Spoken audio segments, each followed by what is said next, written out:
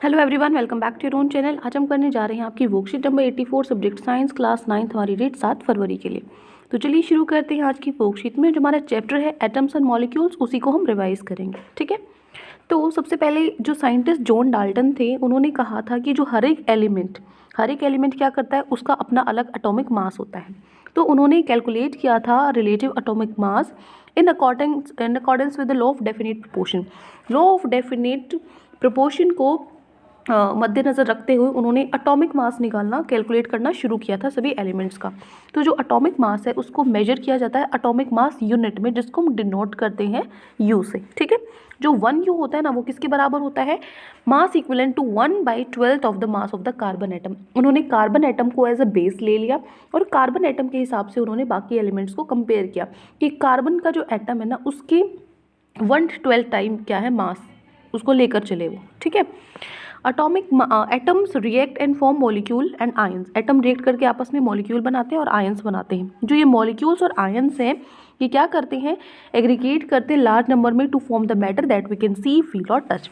इन ions और molecule की वजह से ही मैटर बना है। ये तो हम पढ़ चुके हैं कि मैटर क्या है। मैटर मॉलिक्यूल से बना है। मॉलिक्यूल किससे बनी है? मॉलिक्यूल को अगर हम पार्ट है एटम से मिलकर मॉलिक्यूल बना है। ठीक है, तो जो भी चीज़ एग्जिस्ट कर रही है, जो हम फील कर सकते हैं, देख सकते हैं, टच कर सकते हैं, वो सब क्या है? मॉलिक्यूल्स और आयंस ही हैं। ठीक है, नाउ मेन टॉपिक क्या है आज की वर्कशीट का? आपका एटॉमिसिटी।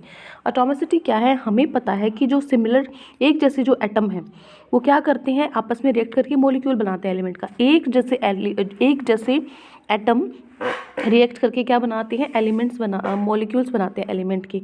और जो अलग अलग डिफरेंट एलिमेंट्स होते हैं, वो क्या बनाते हैं? कंपाउंड, जो कंपाउंड के मॉलिक्यूल्स है वो बनाते हैं।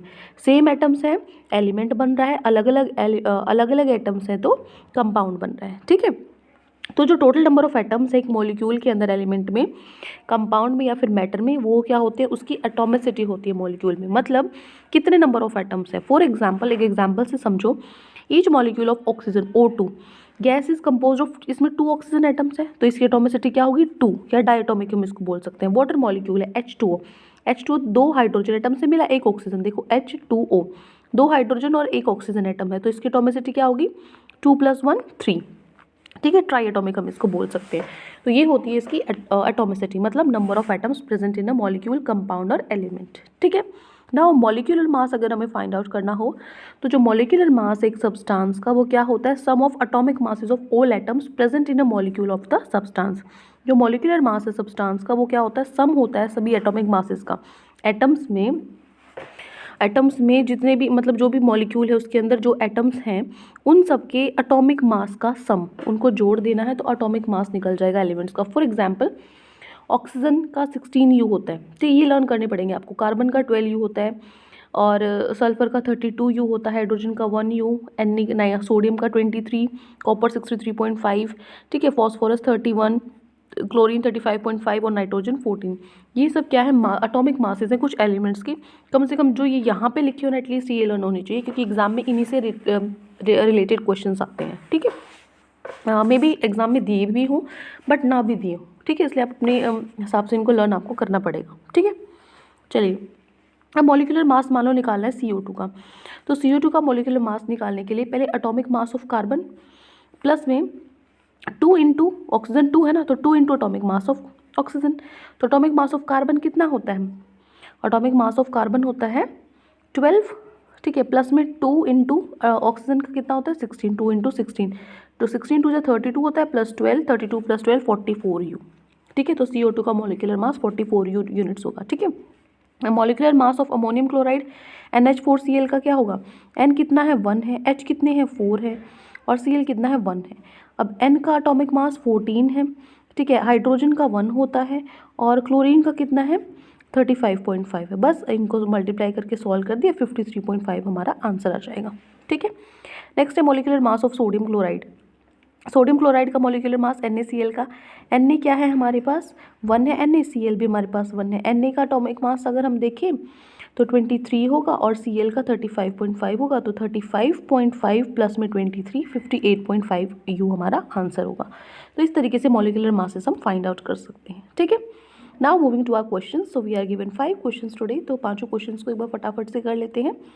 फर्स्ट आपका क्वेश्चन है is atomic mass same for all elements और is it different for different atoms. जो एटॉमिक मास है वो सभी एलिमेंट्स के लिए सेम होता है या अलग होता है अलग अलग एटम्स के लिए। तो देखो एटॉमिक मास है वो डिफरेंट होता है डिफरेंट एलिमेंट्स के लिए। एक एलिमेंट के अंदर सेम होंगे लेकिन डिफरेंट एटम्स हैं, डिफरेंट एलिमेंट्स हैं, तो एटॉमिक मास भी डिफरेंट होगा। एग्जाम्पल एक्सप्लेन करना, एग्जाम्पल से एक्सप्लेन कर सकते हैं। जैसे एटॉमिक मास कार्बन का तो 12 होता है लेकिन ऑक्सीजन का 16 होता है, हाइड्रोजन का 1 होता है, तो सबका अलग अलग है। ठीक है, सभी एलिमेंट्स का एटॉमिक मास डिफरेंट है। क्लियर? चलिए, ये हो गया क्वेश्चन नंबर 1। नेक्स्ट है question number 2। What is atomic mass unit, explain with examples. Atomic mass unit क्या है, एग्जाम्पल के साथ बताओ। तो जो एटॉमिक मास यूनिट है उसको हम डिनोट करते हैं यू से। 1U क्या होता है, equal to the 1/12 mass of carbon atom. एक यूनिट किसके बराबर होती है, कार्बन एटम के मास से अगर हम 1/12 उसका हिस्सा। ठीक है, एग्जाम्पल के साथ एक्सप्लेन करना है। तो मान लो if a watermelon is like carbon atom. मान लो वाटरमेलन को आपने कार्बन एटम मान लिया। ठीक है, उसकी 12 स्लाइस कर दिए, 12 टुकड़े आपने कर दिए, तो वो 12U एटॉमिक मास हो गया।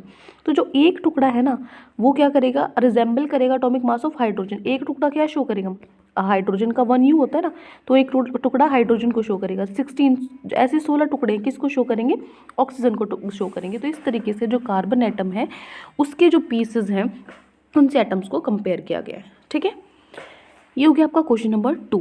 नेक्स्ट है क्वेश्चन नंबर 3। थर्ड क्वेश्चन है calculate the atomicity of CuSO4 HCl PbNO3 S8 NaCl H2CO3। ये इस तरीके से लिखे होते हैं, H2 नीचे है, ठीक है, O3 नीचे है, क्योंकि टाइपिंग में नीचे सफिक्स होता नहीं है तो इसलिए ये मुझे इस तरीके से लिखने होते हैं। ठीक है ना, ये चीज़ आप लोगों को पता होगा, मैं वैसे मैं डेली बताती हूँ। जैसे SO4 नीचे है। ठीक है, चलिए एटोमिसिटी है तो CuSO4 की क्या होगी, एक कॉपर है, एक सल्फर है, एक 4 एटम्स ऑफ ऑक्सीजन है। ठीक है, 1 + 1 + 4 कितने हो गए, 6। ठीक है, ऐसे ही HCl है, एक हाइड्रोजन है और एक क्लोरीन है, टोटल एटोमिसिटी कितनी हो गई, 2। PbNO3 है, एक Pb है, लेड है, मतलब एक नाइट्रोजन है और O3 है ना, ऑक्सीजन 3 है, 3 1 और 1 कितने हो गए, 5। S8 में तो 8 ही है सिर्फ। ठीक है, 8 एटम्स है सल्फर के। NaCl, एक Na एक Cl, 2 एटोमिसिटी होगी इसकी। H2CO3, 2H है, C 1 है और ऑक्सीजन 3 है, तो 3 यहाँ से ही काउंट कर सकते हो, 3 1 4 हो गई, 5 6, तो 6 इसकी एटोमिसिटी है। ठीक है, तो इस तरीके से हम फाइंड कर सकते हैं एटोमिसिटी इन एलिमेंट्स की। नेक्स्ट है क्वेश्चन नंबर 4।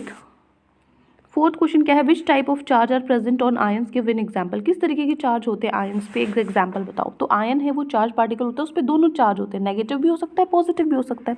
एग्जाम्पल देखो, Na पे पॉजिटिव होता है, Cl पे नेगेटिव होता है। जो NaCl है ना उसके कॉन्स्टिट्यूंट है Na पॉजिटिव Cl नेगेटिव। ठीक है, ये हो गया क्वेश्चन नंबर 4। नेक्स्ट है last question, question number 5। Calculate the molecular mass of NaCl CuSO4 H2CO3 H2। इन सब के मॉलिक्यूलर मास निकालने हैं। कैसे मॉलिक्यूलर मास निकालेंगे, पहले NaCl है, Na का होता है 23, Cl का होता है 35.5 मास। ठीक है, तो ऐड करोगे 58.5U। ठीक है, फिर CuSO4 का निकालना है, मतलब इसमें क्या है, Cu है, एक S है और O4 है, तो Cu 63.5 होता है, S 32 होता है, O4 मतलब 16 × 4। ठीक है, तो कितना होगा टोटल, 159.5U हो जाएगा। फिर है H2CO3, H2 है, C 1 है, O3 है, तो 2 × 1 H के लिए कार्बन 12 है, O3 16 होता है ना इसका मास, लेकिन 3 है ये, तो 16 × 3, 16 × 3 48, 12 + 2 62U हो जाएगा। फिर है H2 और एक O है, H1 होता है × 2, O क्या हो गया 16 + 2 18U, ये हो जाएगा H2 का मॉलिक्यूलर मास। ठीक है, तो ये मॉलिक्यूलर मासेस हैं इन जो कंपाउंड्स हैं हमारे। ठीक है, आज के लिए इतना ही, मिलते हैं नेक्स्ट वीडियो में। Children take care, bye bye.